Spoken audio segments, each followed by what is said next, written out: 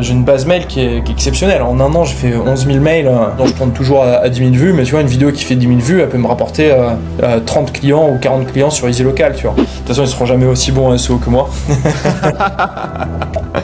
Non, en gros, on va faire des...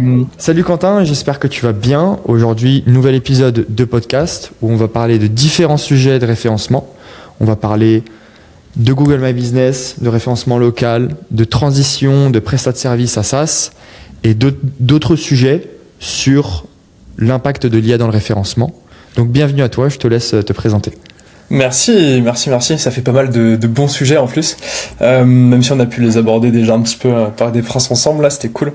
Du coup, Quentin, ça fait quasiment 10 ans maintenant que je fais du SEO, que je suis dans le milieu du web, en gros.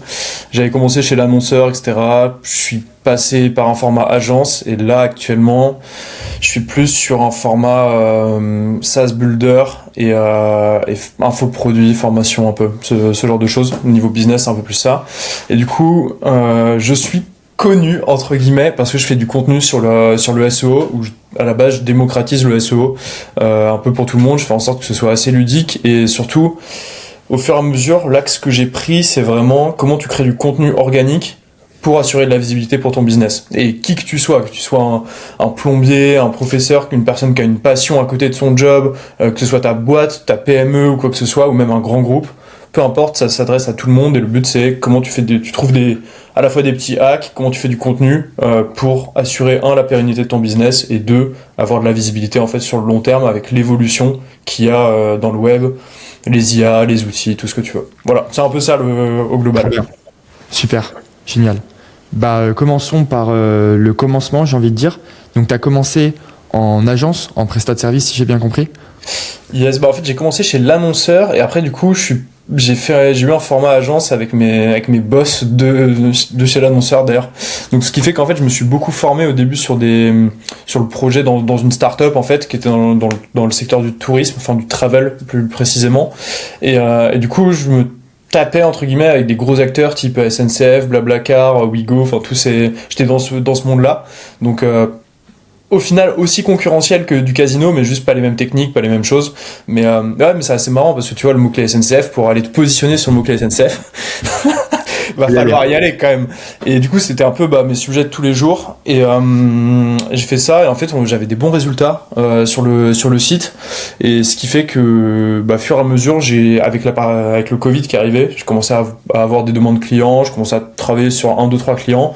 Et du coup on a eu un format d'agence où on était 3. J'aime bien les agences où on n'est pas beaucoup aussi, où on va chercher du gros client et on fait du bon taf. Et comme ça j'évite d'avoir aussi trop de taf. C'était un peu mon format. Et voilà, ça s'est fait comme ça. Et du coup c'était en parallèle de mon CDI à la base, donc j'étais toujours chez l'annonceur et je gérais 2-3 clients en parallèle sur la semaine, ce qui fait que je faisais beaucoup d'heures à la semaine, mais bon il faut ce qu'il faut quand tu veux y arriver. Et en même temps en parallèle j'ai commencé le contenu en plus, donc j'ai fait un peu tout le même truc au même moment quoi. Ok, génial. Et donc t'as mis ça en place avec ton contenu, t'as commencé à avoir des demandes. Et comment t'en es arrivé jusqu'à aujourd'hui à avoir un logiciel et une formation, un infoproduit? Ouais, carrément. En fait, ce qui est assez marrant, c'est qu'à la base, quand j'ai commencé à faire du contenu autour du SEO sur les réseaux, au tout début, j'avais le syndrome de l'imposteur de fou, et quand j'ai dépassé ça, en fait, j'avais aucune vocation à faire du business avec. En fait, moi, j'avais mon job en CDI, tu vois, j'avais même pas encore l'agence à ce moment-là, j'avais aucune vocation à me dire, ok, je vais générer du lead, je vais vendre du lead, non. Et en fait, j'ai commencé à avoir des demandes, à la base sur TikTok en plus, où tout le monde me disait, ouais, TikTok, non. Et j'ai commencé à avoir des demandes, et du coup, en fait, moi, j'ai toujours peut-être que je suis loin à la détente, ou peut-être que je provoque juste ma chance comme ça, tu vois, je sais pas. Mais en fait, à force de commencer à avoir des demandes, je me suis dit, il y a peut-être un truc à faire. Et du coup, j'ai commencé à prendre un premier virage, ce qui fait que, tu vois, j'ai commencé à optimiser mon compte et faire un formulaire Tally, etc., commencer à aller optimiser cette partie-là pour récupérer les demandes, les qualifier et pouvoir les traiter rapidement. Après, je commençais à avoir beaucoup de leads. Et du coup, il y avait à un moment, je me dis, mais en fait, les gars, j'ai quand même, je sais plus, à l'époque, je devais avoir 30 ou 40 leads par mois, tu vois, demandes SEO, mais qui étaient pertinentes, ce qui reste beaucoup. Même si aujourd'hui on est plus sur du x3, x4 niveau chiffre, mais du coup ça restait beaucoup. Et en fait, je prenais peut-être un client par mois, tu vois, un truc dans le genre, et je prenais le meilleur en gros, et les autres ils m'intéressaient pas. Et en fait, ce qui fait que j'avais une déperdition de ouf. Et à un moment, je prends du recul et je me dis putain, mais en fait, je perds énormément. Enfin, je suis assis sur une mine d'or et j'en fais rien, tu vois. Et du coup, c'est comme ça que j'ai rencontré Mathieu, mon associé actuel, qui récupérait tous mes leads, en fait, qui les signait, etc.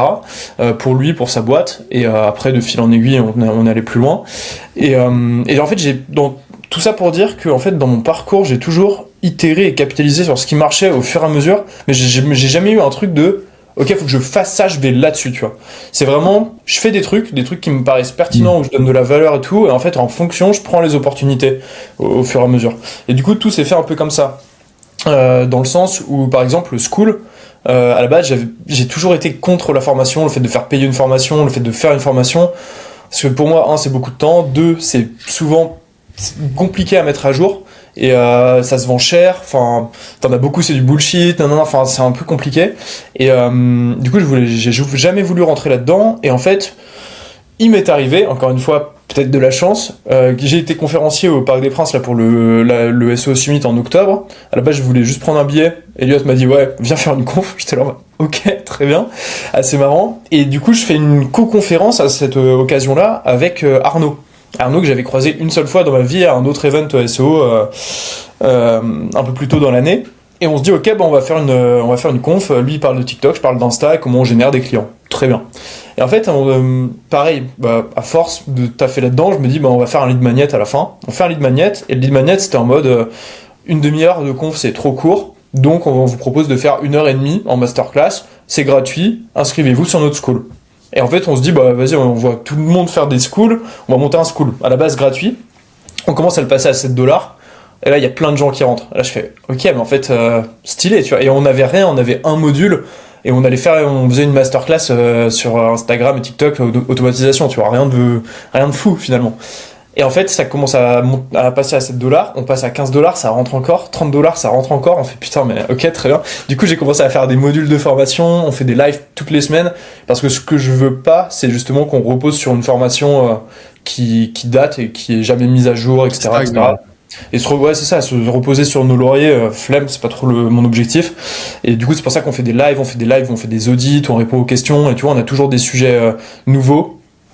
Et en fait, donc on a fait ça, et ça s'est développé au fur et à mesure sans même qu'on ait que j'avais pas vocation. En fait, ça fait 4 mois 4-5 mois maintenant qu'on a lancé ça. J'avais pas du tout vocation à me dire ok, je vais avoir 170 personnes dans le school et qu'on fasse plus de 5000 balles de MRR grâce à ça, tu vois. Genre c'était pas du tout un objectif. Après ça tombe tant mieux, tu vois. Encore une fois, je capitalise et je j'itère par rapport à ça.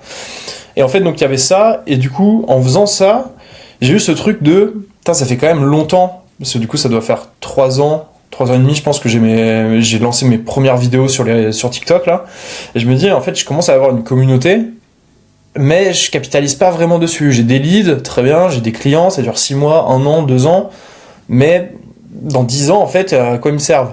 À part m'avoir fait du cash et potentiellement que j'investisse ce cash en bourse ou en IMO ou je ne sais où, ça m'aura servi à rien, tu vois. Et du coup, j'ai commencé à plus avoir une réflexion de, ok, j'aimerais bien bulle d'un truc, un truc qui reste et un truc qui va totalement avec mon audience. Parce qu'en parallèle, j'en ai pas trop parlé, mais j'avais un autre SaaS, mais rien à voir, un autre truc totalement différent dont je parle pas trop, sur lequel je faisais un peu mes tests SEO, mais c'est tout, et j'en parlais pas trop.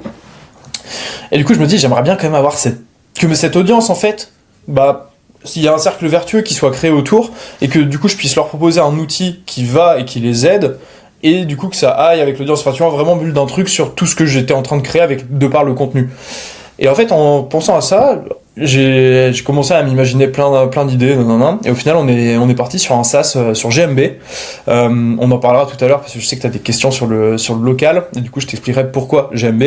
Mais c'est comme ça en fait que ça s'est fait. C'est véritablement qu'est-ce qui va avec mon audience, qu'est-ce qui apporte de la valeur et va apporter de la visibilité à un maximum de business, parce que c'est ça finalement le fil rouge, vraiment le pourquoi de j'ai commencé tout ça, c'était aider les personnes à être visibles et à récupérer des clients en fait en faisant des actions sur le web. En gros, c'était ça.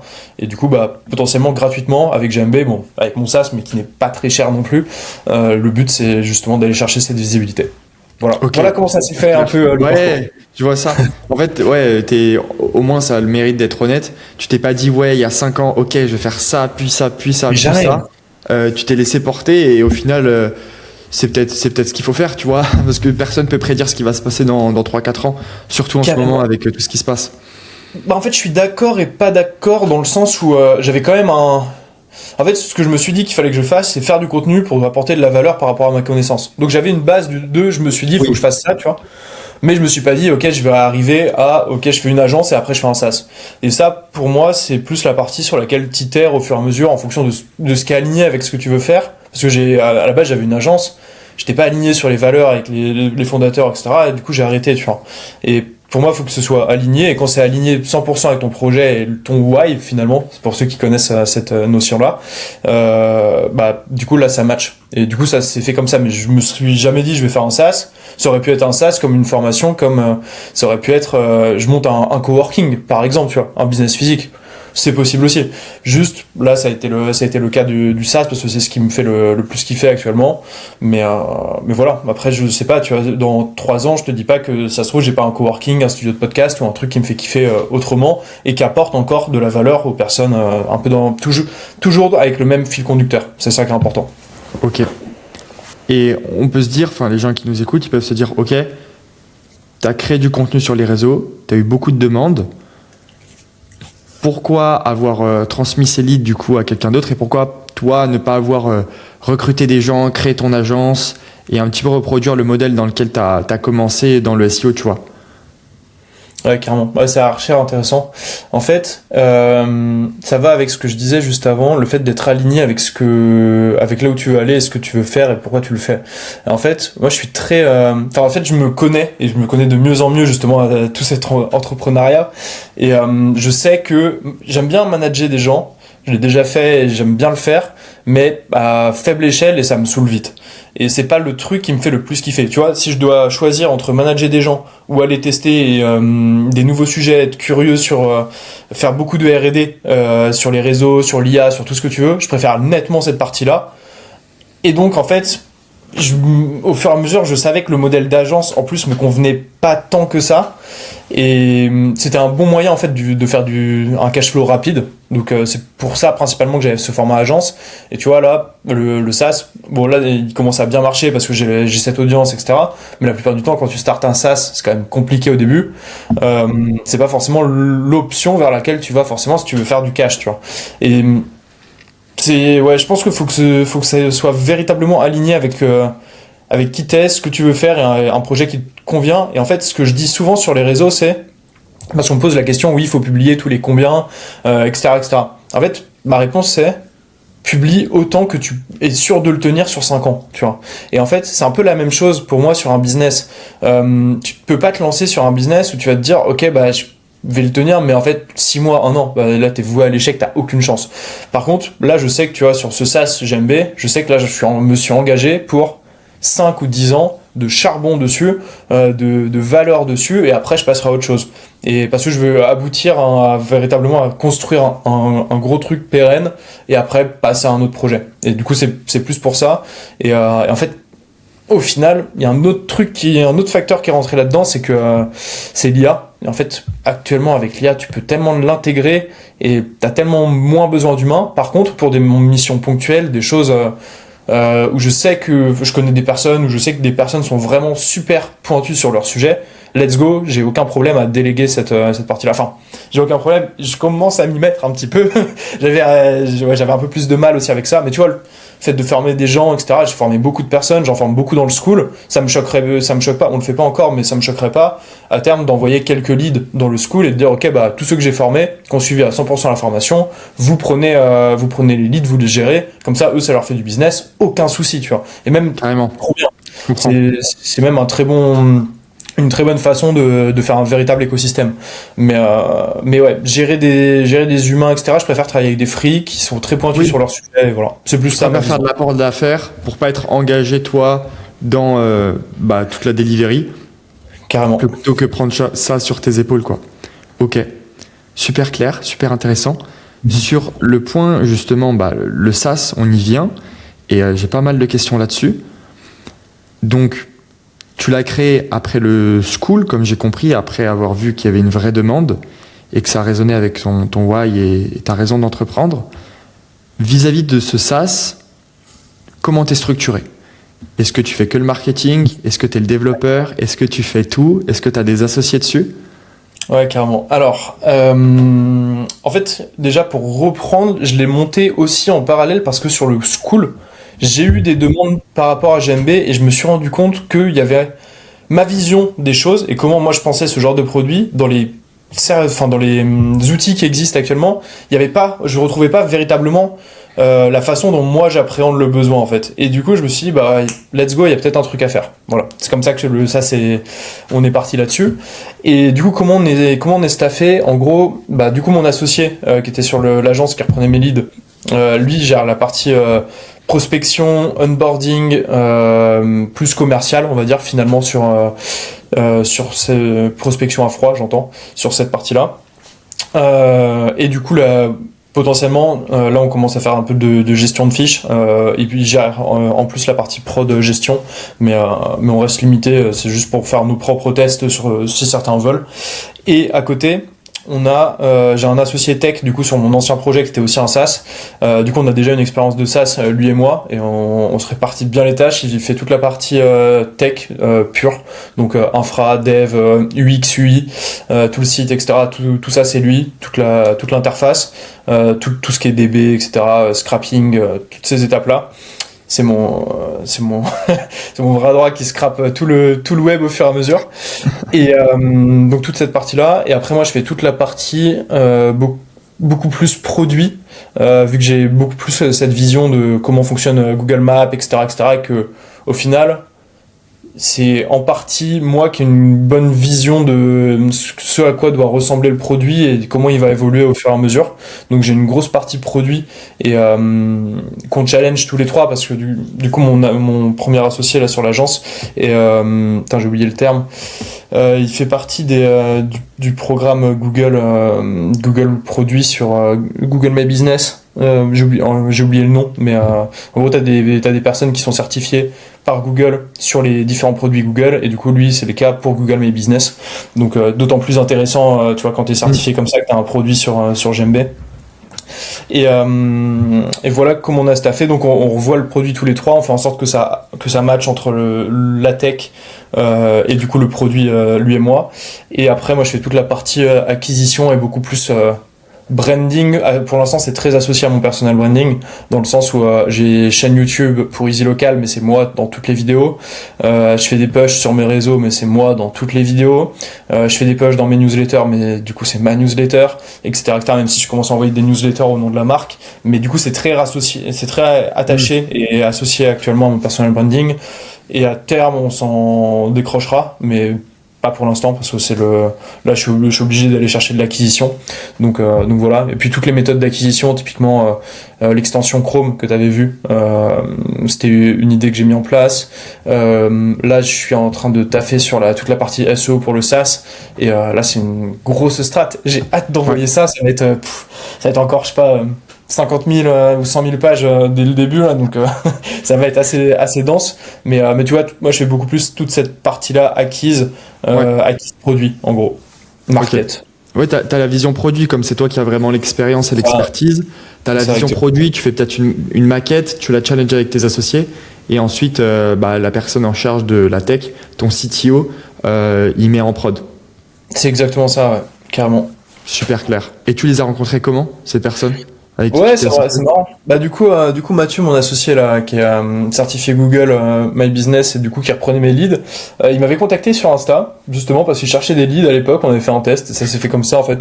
Ça fait 2 ans qu'on taffe ensemble maintenant, et en fait, il gérait tellement bien les leads, que ce soit la partie commerciale, la partie production et tout, etc., qu'en fait on s'est rapproché au fur et à mesure, tu sais, on se challengeait un peu sur des trucs, et voilà. Comme quoi, au final, même des personnes entre guillemets connues, tu peux leur envoyer un message sur Insta, ça peut donner des trucs. Surtout que je réponds à tout le monde, donc toujours intéressant. Et du coup, mon autre associé, c'était quand j'étais chez l'annonceur, il était en CDI en tech aussi chez eux et dans toute la partie scrapping, donc un peu dark. Et en fait, on est devenus potes à ce moment-là. Et à un moment, il m'a dit, ok, là, je vais lancer un projet, t'es chaud. C'était l'ancien SaaS. Et du coup, là, on est sur le nouveau. Et en fait, en fait, ce qui est intéressant, c'est que, et je pense que c'est une relation qui est dure à trouver, c'est que on a une vision similaire du business. Premier point important. Et deuxième point, c'est que, on se comprend facilement. Lui est d'un monde 100% tech, moi je suis d'un monde 100% market, mais il connaît les besoins dans la tech du market, et moi je connais les besoins dans le market de la tech, tu vois. Et en fait, on arrive facilement à faire matcher l'ensemble. Genre, je vais lui expliquer le besoin que j'ai sur le produit ou le besoin que j'ai pour le market. Il va facilement comprendre et déchiffrer ce que je dis d'un point de vue tech, tu vois. Et moi, inversement, d'un point de vue market. Et en fait, c'est simple, on parle le même langage. Et ça, c'est super important, d'autant plus dans un produit SaaS, en fait. Et surtout dans l'association aussi, c'est important de parler le même langage. Ouais, tu m'étonnes. Super. Voilà. Donc, vous arrivez bien à communiquer Exactement. entre vous et ça se répercute sur vos actions et c'est fluide, quoi. Exactement. Ouais. On a mis un petit peu de temps et au final pas tant que ça quand même. On a mis quelques mois à bien s'accorder, synchroniser, mais après ça tournait bien. Et tu vois, genre j'ai une totale confiance en ce qu'ils font tous les deux. Enfin, je vais jamais, et ça c'est un point important, je vais jamais checker ce qu'ils font. Et tout comme moi, ils vont pas checker ce que je fais. Et on sait que par exemple, la tech, tu vois pas les résultats directs, alors que moi je fais un push market. C'est ça, alors que je fais un push market, tu vas avoir des abonnés, tu vas avoir des mecs qui vont acheter direct, tu vois. Mais en fait, c'est tellement tout un écosystème que s'il avait pas bien fait son côté tech, ça convertirait pas aussi, tu vois. Donc finalement, on sait comment travailler ensemble maintenant et ça va vite. C'est pour ça qu'on est en mesure aussi d'envoyer un max de features. Là, en ce moment, on envoie entre 4 à 8 features par semaine à peu près, des nouvelles fonctionnalités. Après, tout dépend il y en a qui sont plus longues que d'autres, etc., mais on dev super vite et beaucoup plus vite parce que tu vois, il utilise Cursor beaucoup et ça dev archi vite pour le coup. Et il fait le taf, je pense, de 3-4 devs. Ouais. Tu m'étonnes. Ouais, c'est à peu près ça, je pense. De 3 bons devs, tu vois. Ouais. En une semaine. Et justement, là, ton associé, il va beaucoup plus vite avec l'IA. Est-ce que vous en parlez de l'IA? Est-ce que vous avez des inquiétudes, des craintes par rapport à la puissance de l'IA? Est-ce que c'est capable de faire aujourd'hui? Alors oui, vous avez créé justement une certaine avance avec votre tech, mais plus les mois passent, plus on voit des nouvelles features et des nouvelles mises à jour de Claude. Il y a beaucoup de personnes dans l'industrie du logiciel qui se posent des questions. Pas forcément uniquement sur leur avenir, s'ils vont continuer à faire des ventes ou pas, mais plutôt sur la compétition et sur la concurrence. Toi, c'est quoi ton avis là-dessus, même si t'es pas le CTO de la boîte et que tu es plutôt sur la partie marketing? C'est quoi ton avis là-dessus, si tu en as un?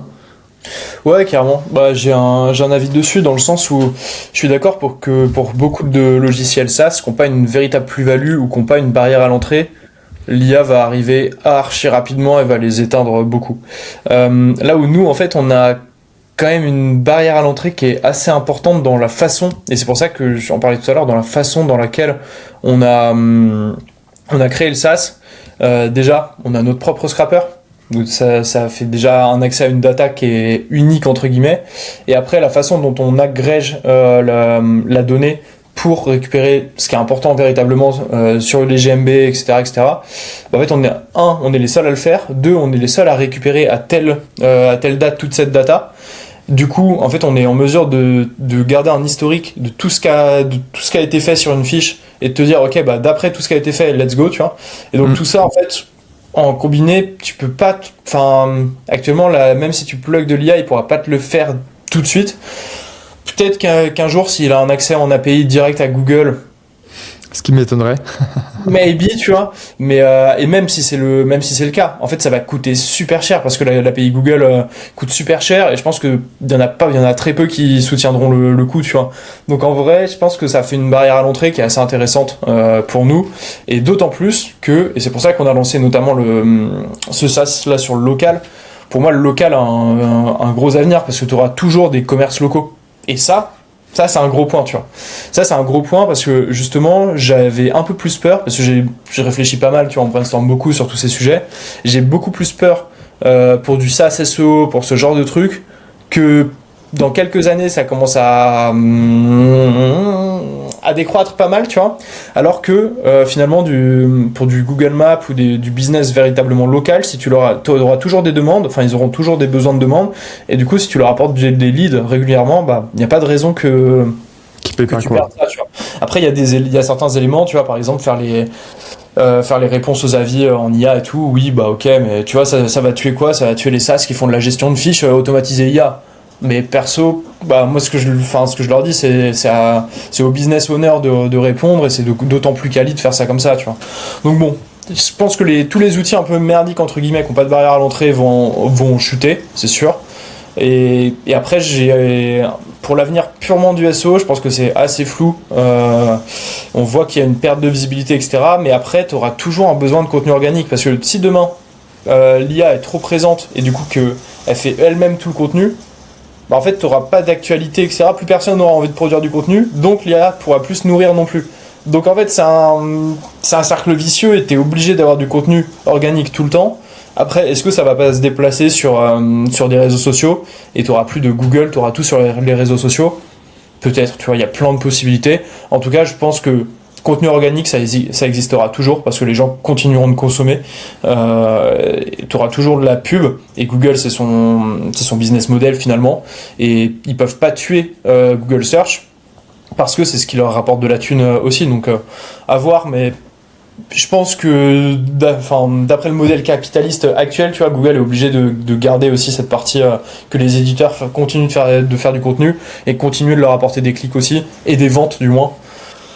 Voilà un peu mon avis. Donc c'est plus complexe que simplement est-ce que c'est mort, est-ce que c'est pas mort, et est-ce que ça va mourir, tu vois. Mais voilà.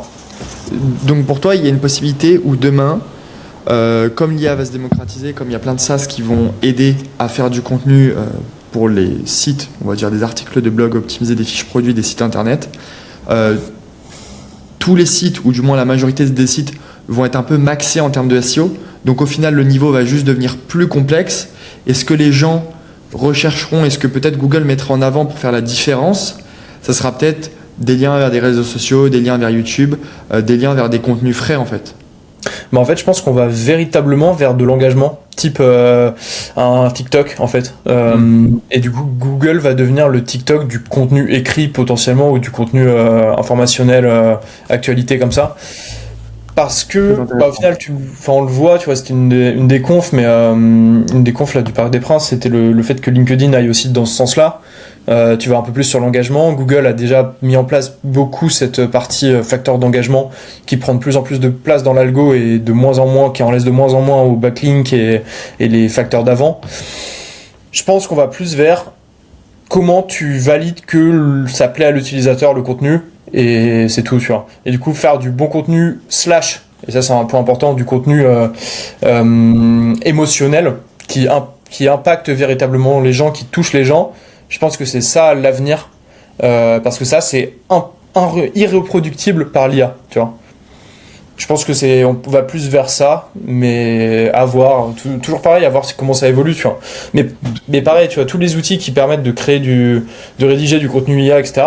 Let's go, ça marche. Ça, il y a aucun, enfin, tu vois, sans faire de name drop, il y en a plusieurs qu'on utilise nous aussi. J'ai mes propres process où j'utilise l'IA pour rédiger, ça marche. Mais par contre, à quel horizon? Je pense que à terme, tout le monde utilisera ça. T'en as pour peut-être 3 ans, peut-être 5 ans, tu vois. On va se dire 5 ans. 5 ans où tout le monde peut faire ça et tu peux te gaver un peu, récupérer du traf comme ça. Mais je pense qu'au-delà de ça, au-delà de cette période, ça va être compliqué. Ouais, ça va être compliqué. Il faudra faire quelque chose qui soit beaucoup plus humain, finalement. Après, d'ici là, je pense que les outils aussi ont évolué. Tu vois, après, si demain le business owner, il fait full du contenu sur les réseaux sociaux, le SaaS peut très bien venir scraper les contenus, les recycler en contenu plutôt textuel ou plutôt, on va dire, site friendly, tu vois. Mais par contre, le point que tu me dis justement, juste à la conférence que tu parles, sur l'intervention d'un entrepreneur qui parlait justement de la TikTokisation de l'algorithme LinkedIn, j'avais jamais pensé au fait de pouvoir appliquer ce concept au SERP, à Google. Donc ça voudrait potentiellement dire des SERP beaucoup plus volatiles dans les années à venir, comme en fait l'algorithme aujourd'hui sur Instagram. Une vidéo qui est créée aujourd'hui, au mieux elle va peut-être percer pendant 2-3 semaines, au pire elle va mourir d'ici quelques heures. Carrément, c'est ça. Si ça s'applique pour les contenus sur les sites internet, ça serait vraiment quelque chose de très différent. Et là en fait en ce moment j'ai l'impression que c'est un petit peu le flou complet, c'est la panique, on va dire, c'est une panique assez calme parce que ça reste du SEO, tu vois, mais on le voit, Google enchaîne encore ce matin les core updates. Ce matin, ils viennent encore, il me semble, hier ou aujourd'hui, ils viennent de lancer une nouvelle spam update. Les SERP sont tout le temps en pagaille. Il y a beaucoup de changements, il y a beaucoup de volatilité. Je ne sais pas quand est-ce que ça va se calmer, mais en tout cas, en ce moment, c'est costaud, quoi. Ouais, mais après, en fait, c'est un truc, je pense qu'on oublie aussi rapidement, mais même les SERP, en fait, en fonction de ton profil utilisateur sur Google, elles varient. Si tu vas souvent sur un site, ce site sera beaucoup plus recommandé. Je le vois aussi sur Google Maps, tu vois. Nous, ce qu'on suit, c'est les positions neutres, entre guillemets, neutres de comportement utilisateur sur Google. Mais en fait, t'as aucun utilisateur qui est véritablement neutre. Donc en fait, ta map, elle sera toujours différente. Bien sûr, ça te permet d'avoir une moyenne et de savoir. Mais en fait, c'est déjà un peu le cas, tu vois. T'as déjà un peu ce truc d'engagement en mode... Tu sais, Google sait par exemple que tu consommes que des sushis. Et du coup, il va peut-être, quand tu tapes Presto, il va peut-être te proposer que des sushis, tu vois. Et donc, en fait, c'est totalement biaisé par rapport à ce que tu vas voir, même si ça te donne encore un ordre d'idée. Il va pas te faire que de la proposition sushi. Il va te faire d'autres restaurants parce qu'il y en a qui trouvent pertinent. Mais ça commence déjà à se personnaliser, à être optimisé pour les résultats. C'est déjà le cas dans les SERP aussi. Peut-être un peu moins dans les SERP actuellement. Ils ont peut-être moyen de pousser un peu plus le truc. Mais oui, je pense que ça va être beaucoup plus des algos comme TikTok, Insta, qui jouent véritablement sur les intérêts, ce que tu as l'habitude de consommer, ton taux d'engagement et ton watch time. Ça va être les gros facteurs finalement. C'est clair. Je suis d'accord. Pour moi, je suis d'accord. Pour moi, le contenu... C'est marrant parce que l'IA permet de faire du contenu de manière illimitée et pourtant c'est quand même le contenu qui est roi et c'est la qualité qui paye aujourd'hui, la connexion humaine, du contenu vrai. Tu vois, moi par exemple sur mes vidéos Insta, je fais 0 montage. Vraiment, je ne mets pas la vidéo dans aucun logiciel de montage et j'ai des vidéos qui percent et qui fonctionnent bien à l'échelle du SEO. Et je pense que le contenu, tout le contenu va être de plus en plus humanisé parce que c'est ce qui est rare et donc c'est sûrement ce que les gens vont mettre en avant. J'aimerais maintenant, donc là on a parlé plutôt macro au niveau du SEO, des algos. J'aimerais revenir un petit peu sur ton SaaS, plutôt micro.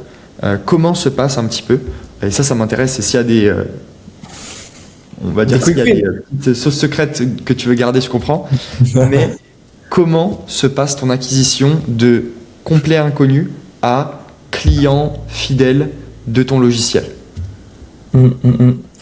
Ok, ouais, c'est intéressant. J'avoue, j'ai jamais vu comme ça, parce que comme je te disais tout à l'heure, en fait, moi j'ai un peu un écosystème complet actuellement, donc. C'est clair. Ok. Mais oui, en fait, si vraiment il est inconnu, il peut nous trouver actuellement, enfin il peut trouver le SaaS actuellement sur le Chrome Store en extension, et du coup il voit déjà une valeur de putain j'ai mes positions, tiens on fait ça, tiens on te propose un dashboard complet. Tu peux y accéder, tu as des scans gratuits. Donc avec du freemium finalement. Et le mec peut faire 2 scans. Donc ça veut dire qu'il peut faire 2 scans à 2 dates différentes. Il va commencer à voir l'évolution. Et là, il commence à capter la valeur de putain, je peux suivre l'évolution de mes concurrents, je peux voir ce qui a changé chez eux, je peux voir ce qui change chez moi, je peux voir les différents facteurs, où est-ce qu'ils en sont, est-ce que je suis dans la moyenne, où est-ce que je suis par rapport aux meilleurs, etc. Et en fait, tu commences à avoir toute la data. Et là, c'est intéressant pour lui, et du coup, là, il a des chances de rester, et d'autant plus parce que le pricing, il est vraiment pas cher actuellement. Ça, c'est vraiment un utilisateur inconnu, et à terme, donc très bientôt, on aura la partie SEO aussi, et je peux le faire en très rapide, même si pour moi, c'est un gros quick win pour le coup, mais personne pourra trop le copier, à part peut-être mes concurrents, mais vas-y, de toute façon, ils seront jamais aussi bons en SEO que moi. Non, en gros, on va faire des pages locales et des pages sur les commerces. En gros, dès qu'on récupère la data, parce que quand on récupère la data de ta fiche, on récupère celle de tes concurrents aussi. Donc en fait, ça veut dire que à chaque fois, tous tes concurrents, et en fonction de ta géolocalisation, tu vas potentiellement sur les points avoir des concurrents différents. Donc en fait, on récupère peut-être 50, 60 concurrents avec leur data. Mais on va venir créer des pages SEO sur chacune de ces fiches, ce qui fait qu'en fait on va aller créer sur toute ta concu, un peu partout dans toutes les villes avec les adresses, toutes les infos pertinentes, ce qui fait qu'en plus de devenir un SaaS sur le local, et du coup qui te donne les facteurs de comment tu te positionnes, comment tu peux te positionner, comment tu peux gérer ta fiche, la piloter, on va venir en plus devenir un annuaire finalement, et donc on sera ta première citation. Ta première citation là, ce sera nous finalement, tu vois. C'est exceptionnel ça. C'est Mais pas ça mal. se représente comment? Et ça se représente comment concrètement sur le site? C'est un autre site? C'est des pages dynamiques qui se mettent à jour? Non, ça va être sur le site principal. Ça va être des pages en fait qui vont être autogénérées, dynamiquement créées à chaque fois qu'il y a un scan. Donc tu auras des nouvelles pages, tu auras un maillage archi intelligent. Et c'est là au final que tu vois quand je disais qu'ils feront pas du SEO aussi bien que moi. C'est là que j'ai une intelligence assez poussée parce que j'ai déjà eu ce cas. Dans mon ancien SaaS, j'avais 175 000, je crois, aux dernières nouvelles pages. Et du coup, le maillage, c'était le point le plus important que j'avais réussi à casser finalement. Et en fait, en réussissant à craquer ça, pas casser, plutôt craquer, ça te permet d'avoir un SEO qui est archi quali et d'aller taper directement les business, ce qui fait qu'en fait je vais pouvoir me positionner sur des requêtes liées au nom des business des mecs. Les mecs ils vont taper ça sur Google, ils vont voir que un site inconnu parle d'eux, bam, nous on va lui dire ok mais là regarde t'as un score qui est faible, Pas mal ça. bam, vas-y viens mon ref, viens faire ton scan et viens améliorer en fait, n'importe quel client ou prospect qui rentre sur ton SaaS te permet de générer des pages qui vont potentiellement attirer leurs concurrents sur ton SaaS. Exactement. Et ça veut dire que moi, en fait, typiquement, je peux aussi cibler qui je veux parce que du coup, je peux faire mes propres scans. Je fais tous mes propres scans dans un secteur, dans une niche, tu vois. Genre, je vais par ville et je fais par exemple tout le BTP. Genre, tous les couvreurs de toutes les villes de France, je vais les scanner, ou du moins une par ville, tu vois. Comme ça, j'en scanne plein en même temps. Et là, je commence à agréger tout le marché et j'ai des pages pour tout, tu vois. Génial. Voilà. Et du coup, après, on leur met du FOMO sur le site en mode, par exemple. Putain, je te donne vraiment toute ma strat. Faut que je l'envoie à mon associé après là parce que. Ouais, c'est un brainstorming public en fait. Ouais, tiens, regarde, toute la strat, je te la donne là, bam. Je te l'explique en vidéo si tu veux, dans le podcast. Ça te fait une petite vue, un petit abonné en plus. Et non, en gros, on va mettre du FOMO et ce que je vais ajouter, c'est par exemple dans une fiche établissement, tu vois, t'es couvreur à Marseille. En fait, dans ta page, je vais mettre les 4 meilleures alternatives, donc qui sont tes meilleurs concurrents, à toi en tant que couvreur à Marseille. Et si tu veux enlever ça de ta page, faut que tu t'abonnes. Lâche ton petit abonnement à 9 euros. Et du coup, cet abonnement, c'est l'abonnement du SaaS ou c'est un produit différent? Non, ça va être l'abonnement du SaaS, ça va être en mode c'est avec la licence, en fait, t'as la fiche sur ton site. C'est ça va être pilote ta fiche et fais en sorte de l'améliorer. Et du coup, nous, on te met en avant aussi. Genre, si tu prends accès au SaaS, on te met en avant. Et du coup, je mettrai pas tes concurrents sur ta page. Je te mets potentiellement. On peut te certifier Easy Local dans les meilleurs établissements. Tu vois, enfin, il y a plein de trucs qui sont envisageables. J'ai 1001 strates. Faut juste pas que je me défocus et que j'y aille un par un, tu vois. Mais j'ai plein d'étapes. Et en fait, tu vois, à la base, je voulais faire plein de micro SaaS SEO pour vraiment être en mesure de gérer toute sa strat. Je suis tombé dans GMB et en fait tous les jours j'ai des putains de nouvelles idées et je me dis mais mec en fait j'ai encore au moins 50 tafs là, vu tout ce qu'on a à faire. J'ai tellement d'idées potentielles, je suis là les gars, on va rester focus dans GMB, tu vois. C'est pour ça que tout à l'heure je disais 5 à 10 ans parce que je veux aller vraiment au bout de toutes les idées que j'ai eues. Il y a tellement de trucs à faire, il y a tellement de moyens en fait d'aider toutes les personnes qui ont des GMB que vas-y, faut que j'aille au bout. Donc voilà ma strat d'acquise. Et après, au-delà de ça, ma strat qui est un peu plus, vraiment la principale actuellement, c'est je fais du contenu sur les pain points principaux. C'est pour ça que on parlait du contenu tout à l'heure, mais c'est pour ça que je push pas mal chaîne YouTube en ce moment aussi. Parce que pour moi, c'est de l'abonné très quali et ça reste sur le long terme. Les vidéos que je vais faire là, dans un an, je sais qu'elles marchent encore. Et surtout, mes vidéos qui marchent actuellement, c'est les vidéos que j'ai fait il y a un an. Donc en vrai, c'est assez intéressant. Et donc, faire du contenu sur les pain points. Typiquement, ça va être, tu vois, le besoin principal, c'est trouver des clients via Google Maps. Ok, mais du coup, t'as plein de... J'avais donné un nom pour ma conf à la Réunion, là. Je sais plus quand j'avais mis les sous-pain points, non, un autre truc. Bon, bref. Je sais plus. Bref, j'avais donné un petit nom scientifique pour faire stylé. Et du coup, en gros, t'as des sous-pain points à chaque pain point. Et ça va être, par exemple, comment collecter des avis. Comment éviter les avis négatifs, comment convertir un avis négatif, etc., etc. Et tu vois, t'as plein de micro-sujets en fait, mais ces micro-sujets-là, c'est ceux qui vont être importants au fur et à mesure quand tu les cumules tous pour répondre aux pain points. Et du coup, mon contenu, il se construit comme ça. Chacune de mes vidéos short, ça va être des micro-sujets. Si tu les additionnes toutes, t'as toute la strat en fait pour y arriver. Mais du coup, il faut tout consommer. Et du coup, c'est pareil sur YouTube. À chaque fois, je vais faire des micro-sujets. T'auras très peu, ou alors ce sera les vidéos guide complet, un peu comme la vidéo que t'avais fait de 3 heures là. C'est soit tu fais des vidéos guide complet comme ça, soit tu fais des vidéos sur des micro-sujets. Et donc, une vidéo sur comment collecter des avis. Une vidéo sur comment analyser les avis dans EasyLocal et savoir quel type d'avis il te faut, etc., etc. Et tu vois, en fait, je vais en faire plein comme ça. Et du coup, les mecs, ils vont tous avoir des sous-pain points qui sont différents. En fonction de où ils en sont, de la maturité de leur business, etc. En fait, je vais commencer à toucher tout le monde et du coup, ça me fait la promo au fur et à mesure. Et après, donc, ce que je fais sur Insta, format short, sur TikTok, Facebook, où tu veux, c'est ce genre de micro pain point finalement. Et derrière, automatisation ManyChat, beaucoup, ou formulaire. Et en gros, ça push, ça récupère des emails, ça push mon SaaS. Du coup, ça me fait des inscrits. Et moi, une fois que j'ai les emails, ils arrivent dans ma newsletter et toutes les semaines, je partage mes vidéos YouTube qui peuvent les aider. Notamment, je partage mon SaaS, je partage mes problématiques d'entrepreneur et tout et tout. Donc, c'est du contenu qui est un peu différent, qui peuvent kiffer en plus.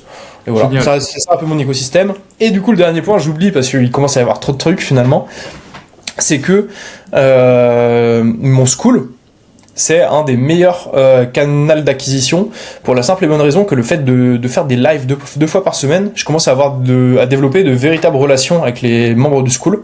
C'est assez intéressant. Genre, il y en a, je connais un peu leur vie et tout, enfin, c'est assez fou. Et je connais leur business, je connais leurs résultats et je connais leurs problématiques. Et en fait, connaître leurs problématiques, ça veut dire que tu peux adresser facilement des solutions. Et en fait, tu vas les aider une fois, deux fois, trois fois. Les mecs, ils restent dans le school déjà, donc ils te payent mensuellement. Et à côté, moi je push mon outil, je push ma vidéo, je sais qu'ils vont aller la voir, je sais qu'ils vont aller l'utiliser. Et en fait, les meilleurs retours que j'ai eu sur l'outil, c'est des mecs du school. Et je leur fais ouais, c'est ça. Et en plus, il sait qu'il va m'aider. Moi, je sais que je vais lui faire un code promo à moins 50%, mais j'ai aucun problème. Le mec, il me paye déjà sur mon school. Et je lui fais code promo 50%. Je lui donne des crédits s'il faut. Let's go, fais-moi des retours. Il me fait des retours. J'ai eu des looms, j'ai fait des visios avec des mecs et tout. Et en fait, c'est mes meilleurs retours clients. C'est vraiment le meilleur truc. Et encore une fois, comme ça, en fait, ça fait un véritable cercle vertueux entre le school, le SaaS, et voilà. Et après, sur le SaaS, on propose aussi petit chatbot, plus prendre des mini créneaux de call avec mon associé ou moi quand j'ai de la dispo et puis on échange dessus et ça permet aussi de voir.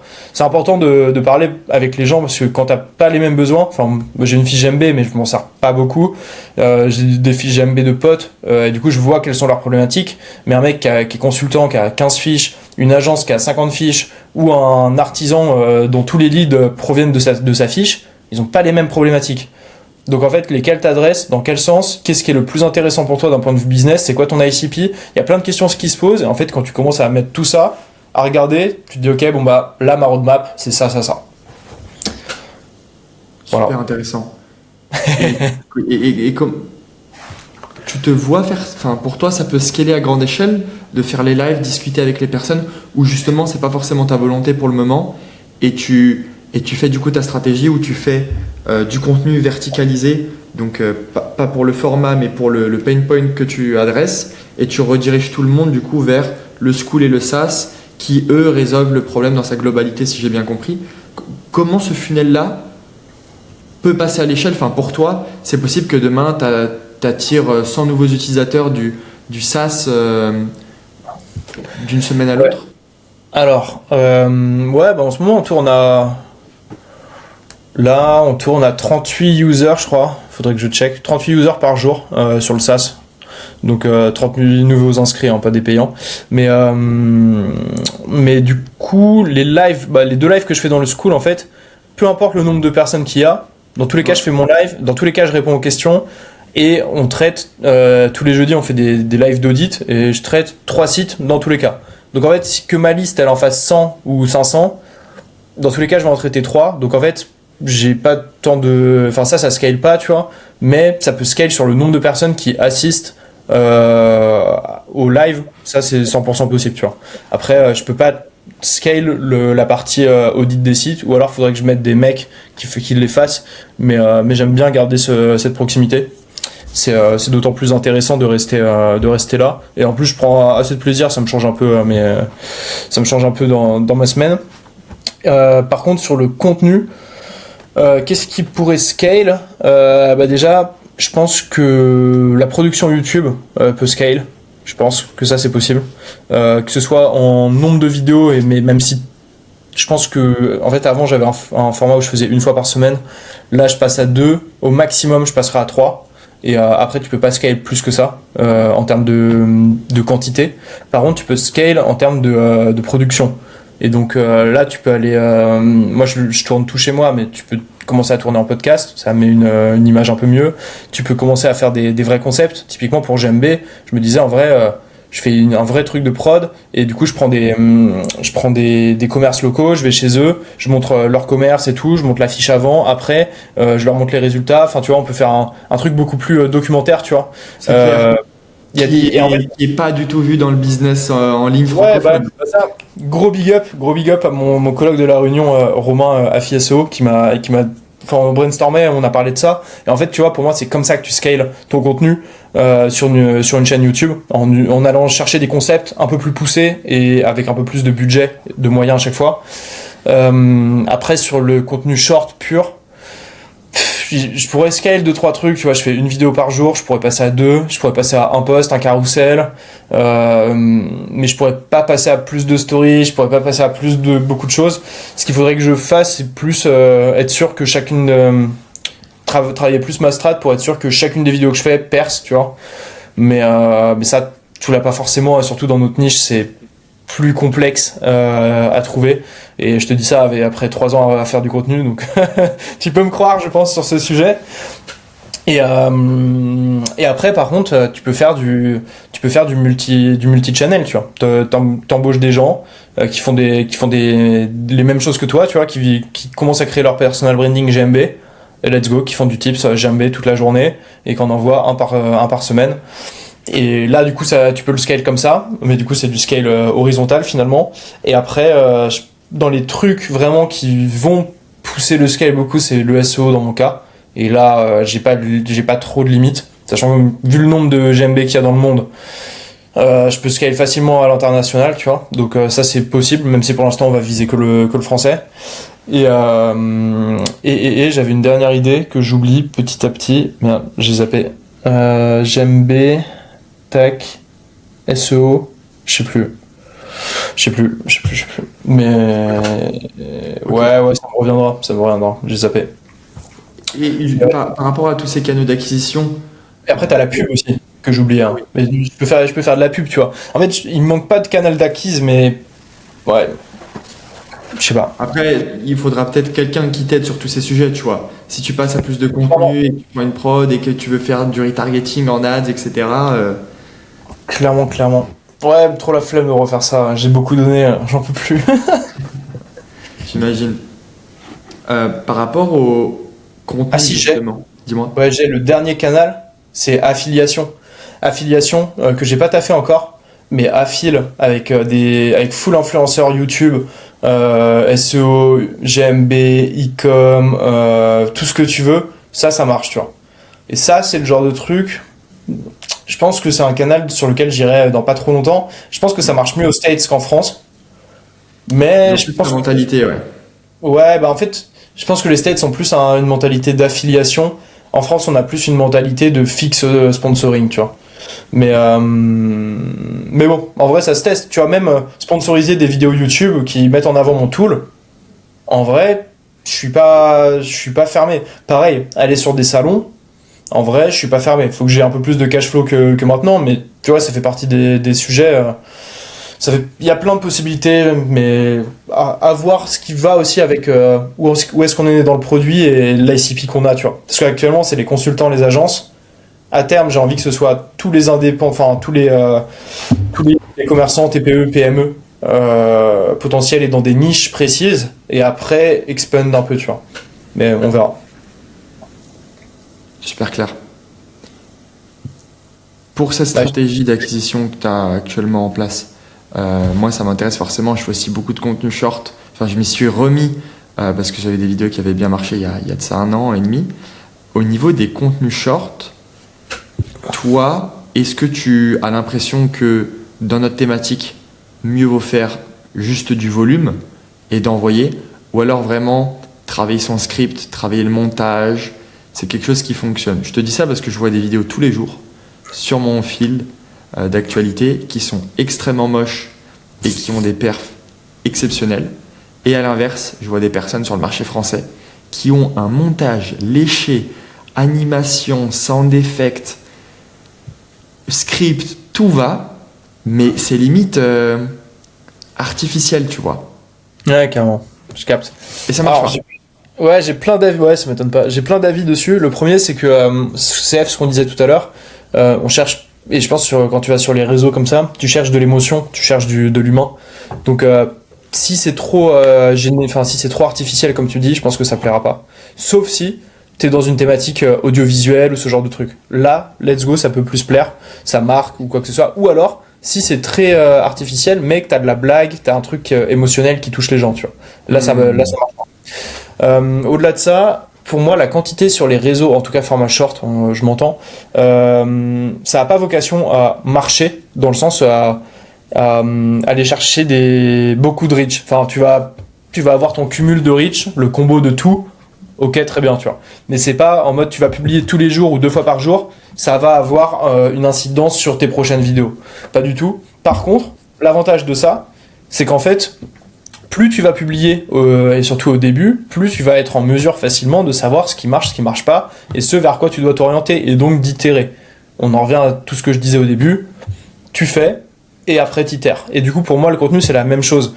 En gros, la meilleure façon de commencer, c'est d'aller regarder ce qui marche, de copier le concept, de se le réapproprier, et notamment de copier le hook. Les premières vidéos qui m'ont fait percer, je copiais les hooks de Dimitri Ajon, 100%. Je modifiais un petit peu le texte, etc. Mais hook gestuel, hook sonore, hook textuel, tout ce que tu veux, c'était similaire.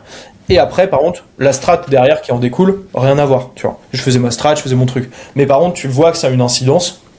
Donc je dirais ça. Quand je fais des audits là de compte Insta, parce que ça m'arrive aussi, j'aime bien faire ce genre de truc. Quand je fais ça sur des clients, en gros, je regarde leur top vidéo performance, et du coup, je leur dis, bah ce hook là, il a marché. Tu me le démultiplies, tu en fais 30 vidéos différentes. Et du coup, tu peux le scale dans plein de sens. Tu peux faire soit sur un autre sujet de ton activité, tu peux le faire soit en modifiant un petit peu ton angle, soit en modifiant un peu ton texte, soit en modifiant un élément sur le hook, etc., etc. Et du coup, tu peux démultiplier une vidéo qui marche, tu peux en faire 30 contenus différents, tu vois. Et il y a une influenceuse qui parlait de ça, et je suis totalement d'accord. Un hook qui perce, tu le reprends, tu l'essores dans tous les sens. Obligé. Tac, tac, tac. Et pareil, les vidéos qui marchent, tu les republies dans 3 mois, tu la reprends, tu la republies. Les mecs, ils ont oublié. Moi-même, j'ai oublié ce que j'ai publié hier. Donc toi qui as consommé la vidéo hier, il n'y a aucune chance que tu t'en souviennes. Sauf si tu l'as sauvegardé, que tu l'as regardé aujourd'hui et que tu l'as appliqué. Mais ça, c'est 0,001% des personnes qui regardent. Et encore, t'es gentil. C'est clair. Donc voilà. Non, mais tu vois, c'est des... Par rapport à ça, ça se représente comment concrètement? Tu fais des reels d'essai ou juste tu publies pour tout le monde? Quand tu fais des A/B tests entre différents hooks, enfin, tous ces concepts, je les connais et ils sont exceptionnels et franchement, ils marchent trop bien. Mais tu pousses jusqu'à où en fait l'optimisation, tu vois? C'est un peu comme le SaaS, tu vois, tu peux faire une seule feature et la pousser jusqu'au fond. Et pour le contenu en soi, chaque vidéo qui perce un peu ou qui a déjà une petite croissance, une petite amorce, on peut se dire ok, on va la breakdown et on va A/B tester limite, j'ai pas envie de dire tous les mots, mais toutes les phrases, on peut, tu vois. Ouais, carrément. Bah moi, je suis un peu biaisé là-dedans parce que du coup, j'ai donné beaucoup au tout début à l'algo, genre je faisais tout. J'en parlais avec Anto des Wizards dans le podcast chez eux. Et en fait, il disait qu'une vidéo ads sur TikTok, il en faisait 15 à 30 parce que la même vidéo, en fait, elle pouvait partir différemment, mais exactement la même. Hein. Elle pouvait partir différemment en fonction de quand tu la publiais ou pas. Et du coup, bon, il disait ça, j'ai jamais testé en ads, mais par contre, moi, je me suis retrouvé un peu là-dedans, dans le sens où, au tout début, ce que je faisais, c'est que quand je publiais une vidéo, je faisais 3, 4, 5 hooks différents de la même vidéo, il y avait le même contenu qui suivait, mais je faisais 4, 5 hooks différents, je publiais tout sur TikTok à la suite, et je gardais la meilleure. Et la meilleure, je la publiais partout, tu vois. Mais, en vrai, j'ai fait beaucoup de tests comme ça, mais j'ai pas trouvé de corrélation parce que pareil, en fait, une vidéo qui va marcher sur TikTok, elle marche pas forcément sur Insta, elle marche pas forcément sur YouTube, elle marche pas forcément sur Facebook, et inversement, une vidéo qui marche sur Insta, elle marche pas forcément sur YouTube, elle va peut-être marcher sur TikTok, elle va peut-être pas marcher sur TikTok, elle va peut-être marcher sur YouTube. C'est un enfer. Donc, en fait, maintenant, je fais mon contenu, j'envoie, tu vois, et j'ai arrêté de faire beaucoup d'A/B tests comme ça. Ce que je fais, c'est que si je sais qu'un hook marche, je le reprends, je le réutilise à un moment, tu vois.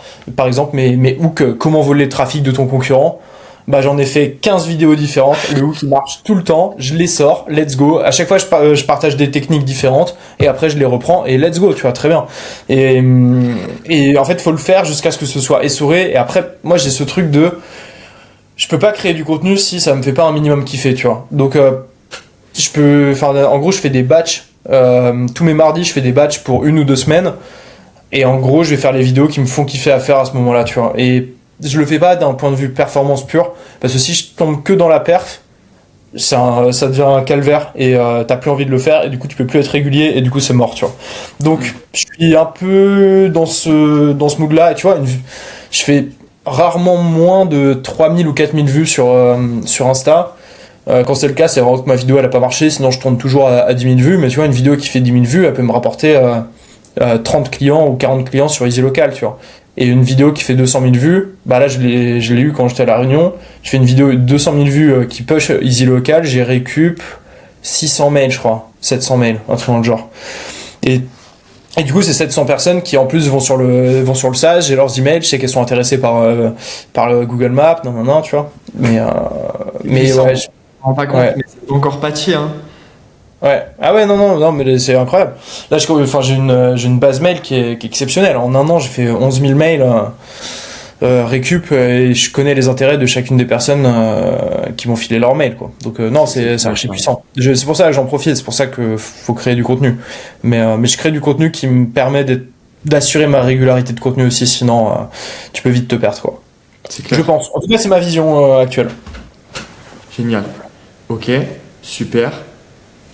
Bon, je pense qu'on a fait le tour sur les principaux sujets. J'avais une dernière question à aborder avec toi, Quentin. On parle beaucoup sur LinkedIn et en conférence du GEO. Ouais. Est-ce que tu as intégré des fonctionnalités pour EasyLocal? Est-ce que tu vois justement, en ce moment, il y a ChatGPT qui commence à citer des fiches directement depuis Google My Business, ou du moins les informations de ces fiches-là, mais on n'a pas de moyen de vraiment traquer les visiteurs qui viennent depuis les IA. Comment tu te situes en ce moment avec EasyLocal pour le GEO et l'optimisation? Ouais, carrément. Du coup, ça fait partie des features qui sont dans la roadmap. qu'on n'a pas encore ajouté parce que du coup c'est un sujet aussi qui est complexe comme tu le dis. Et d'autant plus en fait, enfin ma roadmap elle est très simple. Et comment je l'ai construit c'est très simple. C'est en mode tous les facteurs qui sont importants pour le classement dans Google Maps et dans le classement local pack, faut qu'on les ait sur Easy Local dans le tracking, en gros. Et dès qu'on a fait tout ça, on peut passer à la suite. Et donc la partie géo, pour moi, c'est déjà la suite. Donc j'ai pas encore tous les facteurs. J'attends d'avoir tous les facteurs. Ensuite, j'intègre la partie géo et suivi local. Je pense que à terme, tu vois, on fera un truc qui sera un peu similaire à tous les outils en mode quel est ton indice de visibilité sur les requêtes 100% locales. Le seul problème qu'on a, et j'ai pas encore poussé la question beaucoup plus loin, tu vois, mais je sais pas si les IA ont pas ce truc de géolocalisation aussi en fonction de où est. Je sais pas si ouais, bah, mais du coup, tu vois, moi, en fait, j'ai cette problématique-là. Ça veut dire qu'il faut faire des recherches qui sont déjà géolocalisées. Et, Ça dépend. En fait, quand tu fais ton appel API, par exemple à ChatGPT, ouais. Claude ou autre, ChatGPT, je sais que tu peux indiquer le pays et la ville. Et en plus de ça, bah, du coup, tu indiques la langue du prompt, en fait. Et donc, tu peux indiquer la ville si tu veux, ou juste le pays. Donc, ça te permet d'avoir une réponse qui est pertinente, tu vois. Ok, carrément. Non, du coup, très bien. Du coup, on ferait ça comme ça. Mais en gros, ça fait partie de la roadmap. Je pense que c'est important parce que, comme tu dis, ça ressort dans les IA. Et deux, les requêtes type meilleur serrurier Paris, par exemple. Pour moi, c'est de la bonne requête. Si t'es dedans, c'est quand même un indicateur t'es un business pertinent au global sur le web pour cette requête-là, en fait, pour ton activité, ton secteur et ta localité. Donc dans ce contexte-là, ouais, carrément, on va le mettre en place. Ça fait partie de la roadmap, c'est pas ce qu'on focus tout de suite. On focus vraiment sur Google pour l'instant. Et après, on fera la partie IA.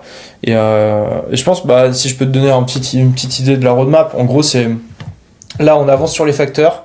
Dans une semaine, on fait juste la strat SEO pour avoir la base dynamique et qu'après en fait ce soit juste de la data qui vient de s'incorporer et tu vois, tu y auras toute une partie de spinning content, etc., dans le contenu, dans les différentes fiches, dans les différentes pages.